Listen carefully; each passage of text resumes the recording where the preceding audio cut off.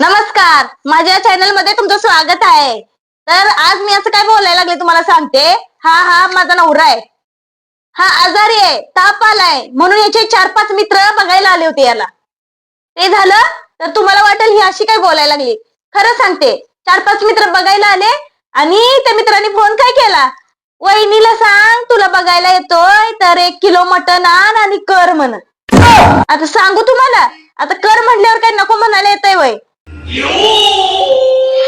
बघा काय झालं नाही, नुसतं सर्द्याने डोकं दुखाले तर लगेच असं।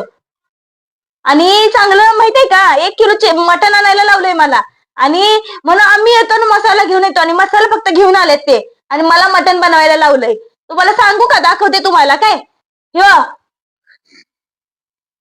यांनी सांगितलं, बघा यांनी सांगितलं मला तर डाऊटच यायला लागले, आजारी पडल्यात का खरोखर त्यांनी मटण आणायला लावलंय। खायचं निमित्त नुसता, खरोखर आजारी आहे का तुम्ही? खरं सांगा, मग खरं सांगा। आजारी आहे म्हणा। 4-5 मित्र आलेत आणि मटण 1 किलो खाऊन गेले सगळं। 2 फुडी तरी राहतील म्हटलं, 2 फुडी सुद्धा राहिले नाहीत मला। तुम्हाला दाखवते भांडी, हे बघा ही भांडी दिसत का, भांडी बघा पूर्ण बेसिन भरले भांड्यानं। एवढी भांडी पडल्या तुम्हाला सांगते, एक फोड सुद्धा मटणाची ठेवली नाही माझ्यासाठी। सगळं खाऊन गेल्यात, सांगायला लागलेत दर रविवारी हेच आहे, दर रविवारी हेच आहे, हे कर ते कर आणि ते कर आणि हे कर। या रविवारी मी कालच सांगितलं होतं त्यांना, काल शनिवार होता, कालच त्यांना सांगितलं होतं की उद्या मित्राला कुणाला काय बोलवायचं नाही। मी आताच सांगतो, तर सकाळी उठल्यापासून माणूस उठनच मी उठणार नाही, मला लय आजारी आहे, मी लई दुखायला लागले, माझं असंच व्हायला लागले तसं व्हायला लागले।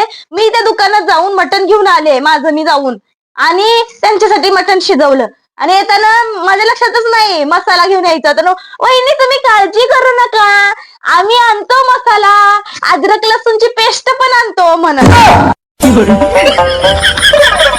सांगायला लागल्यात।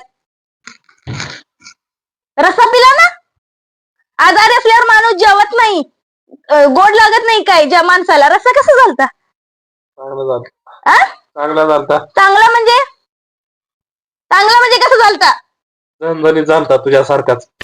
झणझणीत झालता, झणझणीत। मग माणसाला आजारी असल्यावर ताप आल्यावर काही गोड लागत नाही जेवण, तर झणझणीत झालता म्हणा रस्सा। बघा म्हणजे नेमके हे आजारी आहेत का नाटक करतात हेच कळत नाही, आणि त्यांचे ते मित्रच असले नुसतं करायचं। मी म्हटलं रविवार आहे, 1 दिवस तरी आराम करूया, खरं कायच नाही, कशाचा आराम। आता एवढी मोठी भांडी पडल्यात, माझी बेबी भूमी माझी गेले क्लासला, आता एवढी मोठी भांडी घासायची आहेत मला। 2 फोडं सुद्धा मला मटणाची ठेवली नाही। सांगा बरं, असला माणूस आहे हा।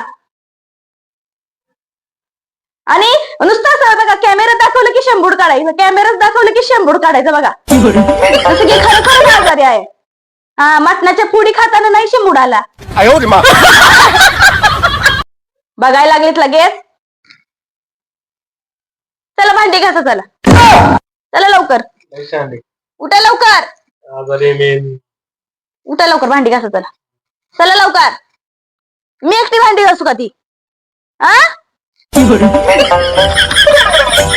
बघा आता काय बोलणार, मला म्हणतात मला सुट्टी आहे, मी आज कायच नाही करणार। मग मला कधी सुट्टी? मला सुट्टीच नाही, मला कधी सुट्टी? मग मला तर सुट्टीच नाही, भांड्यापासून कशापासून।